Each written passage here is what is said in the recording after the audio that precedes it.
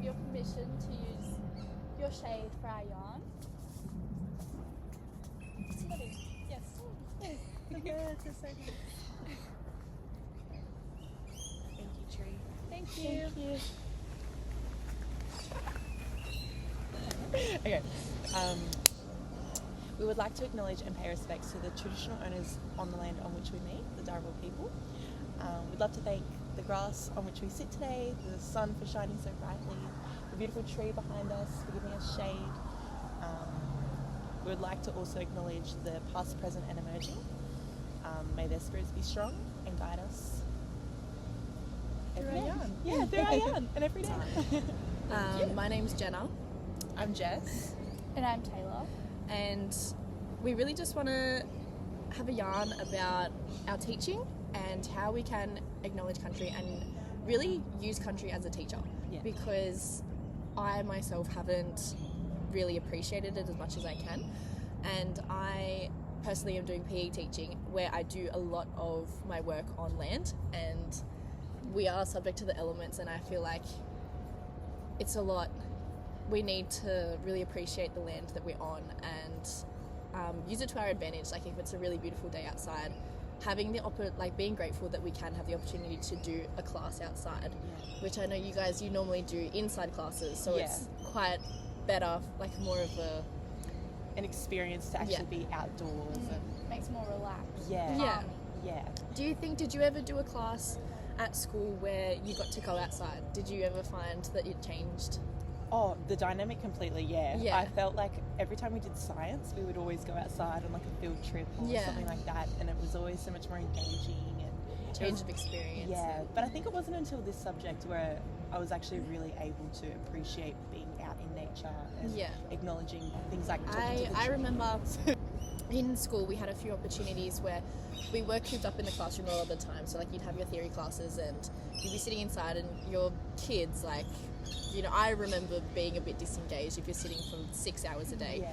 And I remember we had this one English teacher, and she, for some reason, we must have been super disruptive that class, and she picked us up and she said, we're doing our class outside. And we were like, what? Like, it's English, it's not PE. Why are we doing that outside?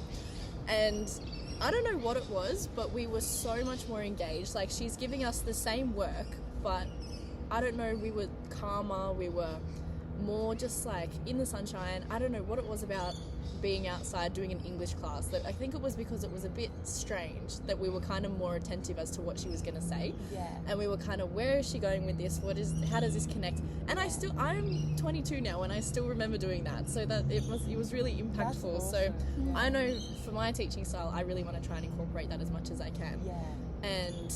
But I would struggle with, I guess, before this class, how I would do that respectfully. Yeah. 100%. So how would you guys feel? Well, now I would feel a lot better about implementing it because I think I know a lot more about it. Where beforehand, Aboriginal education was just more about like NAIDOC week and all that. But actually going outside and sitting with nature has just like, it's different. I just didn't realise how broad it was. Yeah. 100%. Even just being outside and listening to the birds and looking up at the sky and all these little things that I know for myself, probably for you guys too, like we just took for granted and we just didn't notice. Yeah. It's so much, I feel like after this class especially, just being able to look at that, but then think about how we can use that in our classroom and reflect that and imply it for our students. Like, that's just awesome. I think on a reflection sense as well, as the teacher, I feel like if my kids are then responding really well to it, I would then respond really well, and then that would make me calmer, me feel more confident, just knowing that they're having this time. And I would reflect on my own teaching and bring it in and be like, okay, well, it makes me teach better. So then I'm more patient towards the students. Like if they're messing up or if they're being a bit disruptive, I know that they can just sit a bit more calmly without distracting everyone because they're not this close to each other in a classroom. Like they're not poking each other with pens. They're not like, it'll make me teach better, which I would like to align with my own style. So we've seen that it's quite helpful, but we wanted to base off of a few of the past conceptual frameworks rather than just taking them outside and kind of letting them be free. So what are some of the frameworks that you've looked at that you would like to implement? Well, the 8 ways of learning really stood out to me. Some of the strategies that they use, and I feel as though we as pre-service teachers could use that in our future classrooms, such as, yarns, the yarning circles. The yarning circles especially, I feel like that was just such a great way for all of us to engage with one another. Helps us to connect, to make it, makes it less like formal as such, more informal. Yeah, and even things like, you know, using our hands and weaving. As teachers, it just made me able to reflect in a different way than what I was used to. Yeah, I think I'm like primarily kind of think if we're talking about like incorporating country into teaching, I think on country, whereas we can still, if country, then you know we need to listen to country, and if country is saying don't sit outside today, we can implement that into a classroom setting with like the yarning circles and artwork. You could do like artwork's good. Oh, that's a good one. You could do. Oh my gosh. You could even do things like weaving. Yeah. And pattern work. You know, like dots. I mean, that's more artwork. Lots of dots. I'm trying to think of like music, like the music. Didgeridoo. Yeah. Those are all things that we could implement inside. And just like taking the time to really acknowledge them, like acknowledge the past, the present. Like you can incorporate it in ways that aren't so regimented and so like we're doing Aboriginal education today. Like it's like it's just every day you come in, you acknowledge country, you acknowledge everyone, you acknowledge people. Like you walk in the class and you're like, oh, like Jess is here. Like good morning, Jess. Like it's It's just You're just acknowledging everyone. You know what I really liked? I really liked when we went and saw the bowerbird nest. Yeah. Well, we didn't even know it was there. Yeah, I walk past that every time, and I never see it. Yeah, but even just hearing all the birds now, like there's just when you listen, you can hear them.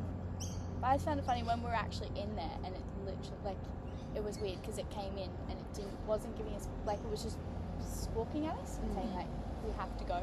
So that whole permission thing comes into it again. Like and then country as a teacher, like that's teaching us permission and all about patience and respect. No, I think patience is like such a good skill to have in the classroom though, because like even as yourself, like as a teacher, kids test you. Kids, they test your patience. They really do. And country just really it grounds you. It does. It grounds you and it centers yourself.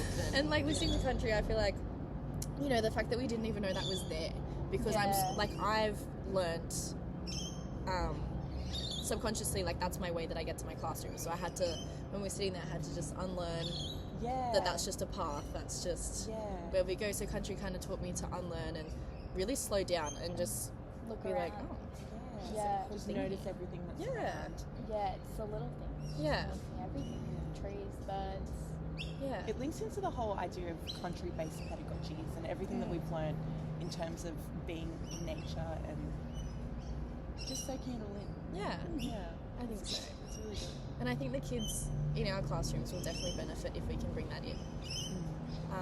Because a lot of the teaching is unlearning. And if you can teach them, like, you know, maybe they're struggling with something because they don't quite understand it because they've just spent too long on it and they're frustrated. It's like if we can just slow it down, bring it back, strip it back down and, you know, teach them that with the teaching is unlearning. It's like, you know, no one's born knowing this stuff. They're all learning. They're all just take that pressure away. You know, you've brought that pressure in from another classroom. You might have had a rubbish time the period before and then you come in and you're frustrated, and if you can just let that go and unlearn the pattern, then you can sit and you can just reassess and learn something new, hopefully. For sure.